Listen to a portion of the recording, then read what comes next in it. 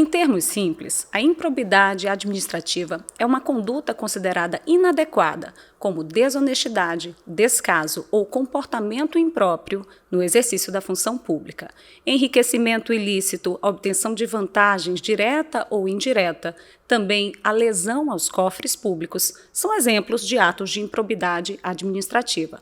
Para falarmos da atuação do Ministério Público nesse tema e também para entender como é que a improbidade pode acontecer, nós recebemos a promotora de Justiça e coordenadora do Centro de Apoio Operacional da Probidade Administrativa, a promotora Naíma Abbas. Promotora, seja bem-vinda ao MP Contexto. Obrigada.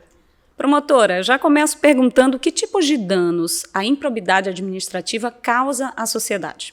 Bom, uma série de danos que a gente vê no dia a dia em relação aos atos de corrupção. Importante, Fabíola, para que a gente contextualize a improbidade administrativa, é importante saber o que é probidade administrativa, porque, na verdade, o nosso ordenamento jurídico, ele protege a probidade administrativa.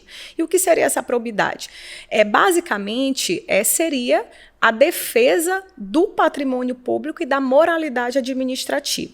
Então, essa probidade administrativa, ela é um direito fundamental no nosso Estado democrático de direito. E tudo aquilo que ofende esse bem jurídico tutelado no nosso ordenamento pelo regime democrático é um ato de improbidade administrativa, que dentro do que a Lei 8.429 traz, são atos que causam enriquecimento ilícito, trazem dano ao patrimônio público, dano ao erário e também violam os princípios da administração pública. Então, só por isso a gente já percebe que são vários os impactos e os danos que a improbidade administrativa muitas vezes comparada a atos de corrupção, desonestidade, no trato da coisa pública, causam. E os impactos são dos mais variados tipos. Impactos na ordem econômica, impactos no aspecto social, no aspecto político, no sentido de efetivamente enfraquecer as instituições do nosso sistema republicano, sem contar uma série de problemas na área econômica e social que a improbidade causa à sociedade. A improbidade, ela só envolve os agentes públicos? Bom, é preciso para que ela aconteça que haja a participação do agente público. É fundamental, sem a qual ela não ocorre. Contudo, outros atores podem sim responder por atos de improbidade, que seriam os terceiros, os beneficiários desses ilícitos cíveis que acontecem no dia a dia, especialmente nas gestões públicas. Então, é necessário que o agente público pratique o ato de improbidade, mas existem aqueles que se beneficiam, que podem ser pessoas físicas ou pessoas jurídicas. Quais são as principais mudanças que a nova lei da improbidade trouxe? Bom, embora a gente fale que é a mesma lei, né, a 8.429 de 1992, essa lei sofreu alterações profundas, substanciais e estruturais no sistema de proteção à probidade administrativa. Então, a começar pelo próprio conceito de improbidade. Antes nós tínhamos improbidades culposas e dolosas. Hoje não. A lei, ela traz claramente, para que haja a configuração de um ato de improbidade, ele precisa ter dolo, precisa ser um ato desonesto, um ato praticado com má fé, com deslealdade, que também seja imoral, ou seja, tudo aquilo que é doloso, ou seja, que tem que haver efetivamente uma má fé e uma desonestidade no trato da coisa pública. Então, hoje, os atos culposos, ou seja, aqueles praticados apenas por imprudência, por descaso, por imperícia, inclusive após o julgamento do STF, do recente julgamento, não seriam mais atos ímprobos, atos de improbidade no nosso ordenamento jurídico. Além dessa questão conceitual, epistemológica mesmo, houve uma série de alterações principalmente nos atos de improbidade violador dos princípios da administração pública. Antes nós tínhamos um artigo, que é o artigo 11 da lei, que trazia apenas um rol exemplificativo de atos de improbidade administrativa, no sentido de que o caput, ou seja, o caput desse artigo, ele dizia que são atos de improbidade administrativa, atos que violam vários princípios da administração pública, dentre eles os presentes em vários incisos. Com a alteração da lei, esse caput disse que apenas os atos ímprobos definidos nesse artigo seriam ímprobos. Ocorre que essa alteração, que é significativa e que, do ponto de vista da defesa do patrimônio público e da probidade, está sendo questionado no Supremo Tribunal Federal através de várias ações diretas de inconstitucionalidade, e a gente espera que, de fato, haja uma decisão favorável para que, efetivamente, esses atos ímprobos que antes eram indiscutíveis, como, por exemplo, a tortura, o crime de prevaricação e uma série de condutas de agentes públicos gravíssimas, hoje, pela alteração da lei, já não seriam atos de improbidade. Então, essa questão ainda não está sedimentada, porque passível de controle de constitucionalidade no STF. Esse é um dos pontos que se demarca, né, se marca a questão de um retrocesso. Com certeza, tanto que há um questionamento a respeito da violação de convenções e tratados internacionais que combatem a corrupção. Então, não haveria apenas uma violação à Constituição do Estado, do Brasil, que fala efetivamente que a probidade deve ser protegida através de um sistema de sanções que efetivamente combatam proporcionalmente esses atos gravosos, mas também viola tratados e convenções internacionais dos quais o Brasil é signatário.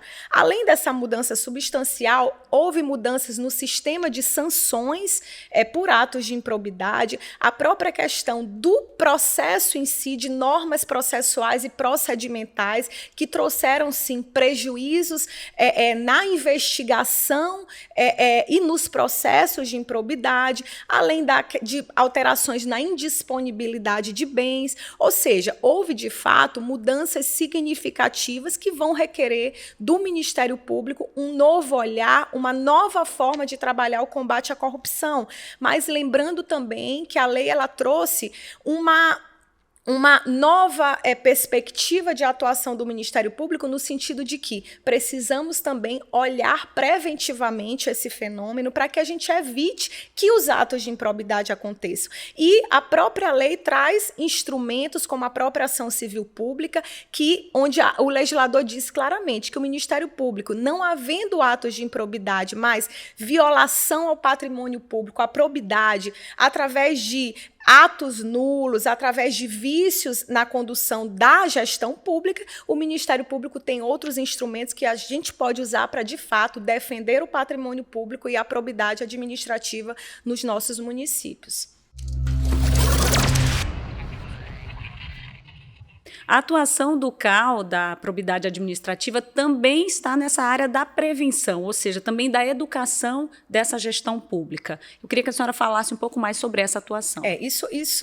Isso é importante, Fabíola, porque hoje os projetos institucionais mais importantes coordenados pelo Centro de Apoio do Patrimônio Público se referem a atuações preventivas e estruturantes em relação à gestão pública municipal. Eu posso citar como exemplo o fortalecimento da advocacia pública do municipal, fortalecimento das controladorias, a própria utilização do pregão eletrônico como obrigatório pelos municípios para garantir mais transparência nos processos licitatórios, a implementação de diários eletrônicos nos municípios para que o princípio da publicidade efetivamente seja respeitado nos nossos municípios. Então, todos esses projetos que hoje são prioritários na defesa do patrimônio e da probidade têm muito mais um viés preventivo. incentivo para que, de fato, essas políticas públicas se fortaleçam, sejam construídas nos municípios, para que as gestões públicas municipais elas observem mais os princípios da administração pública, como da legalidade, da impessoalidade,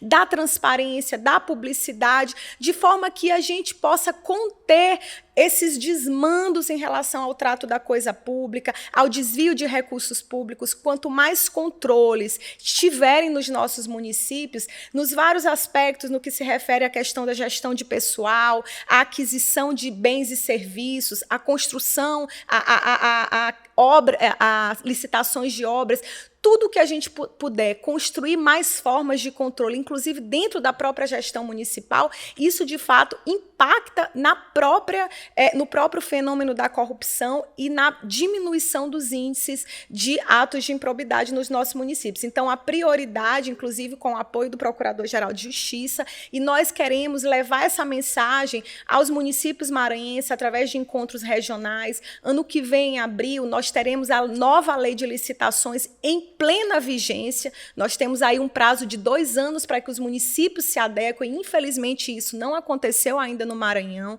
A grande maioria dos municípios ainda não colocou essa lei em prática e isso preocupa o Ministério Público. Então, nós queremos, como temos feito seminários, reuniões com os municípios, levando essa mensagem de que, de fato, nós precisamos criar mecanismos de controle que previnam a corrupção, que previnam a improbidade administrativa.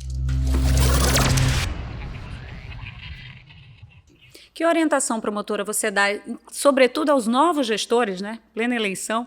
Então, esses novos gestores que realmente precisam se aproximar e se adequar tanto à nova lei de licitações quanto à nova lei da probidade. Bom, nós temos hoje eleições, né, para o executivo estadual, eleição para o legislativo, para o executivo legislativo federal, e na verdade é isso, a gente precisa trazer a mensagem de que o legislativo é um poder extremamente importante nessa fiscalização, no acompanhamento desses controles, utilizando todos os mecanismos que a Constituição traz para defender o patrimônio público, a coisa pública, também fortalecer os controles sociais, porque sem a sociedade, junto com o poder legislativo, junto com o executivo, junto com o Ministério Público, nós enfraquecemos o regime democrático, nós enfraquecemos a nossa república, de forma que a mensagem é essa. É preciso essa união de esforços, essa cooperação das instituições de controle, como o Ministério Público, o Tribunal de Contas, controladorias, para que, de fato, nós possamos assim, reduzir ao máximo esses fenômenos que o nosso Estado é tão vítima todos os dias. Eu estou no Centro de Apoio do Patrimônio há mais de 2 anos e são diárias, frequentes as denúncias em torno de fraudes em licitações, em contratações, em contratações de bens, obras e serviços, ausência de transparência nos mais diversos aspectos. Nós precisamos mudar essa realidade no nosso Estado. E a primeira mensagem do Ministério Público deve ser essa.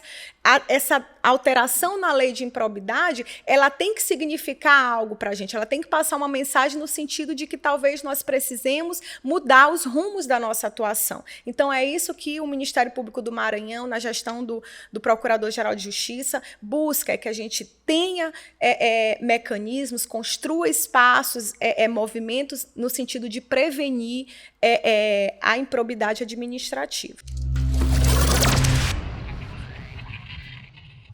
E que gerem o resultado das modificações das condutas dos gestores e que o Ministério Público consiga, de alguma maneira, inculcar isso nesses gestores públicos. Com certeza, e a mensagem é essa no sentido de que o Ministério Público ele é parceiro, sim, do gestor municipal, no sentido de que estamos juntos na construção dessa nova forma de gestão pública que tanto as leis, que tanto a sociedade tem reclamado, né? Há um apelo muito grande nesse processo eleitoral por combate à corrupção, por reduzir os índices, onde a sociedade está dizendo que chega de tanta corrupção, e isso não se refere a partido A ou a B, a ideologia A ou a B, mas é realmente um fenômeno que está muito presente no dia a dia da nossa sociedade e que isso tem a ver também com a nossa forma de se relacionar enquanto cidadão com a coisa pública. Não é algo que diz respeito apenas aos espaços político-partidários, mas também no nosso dia a dia. A corrupção é um fenômeno que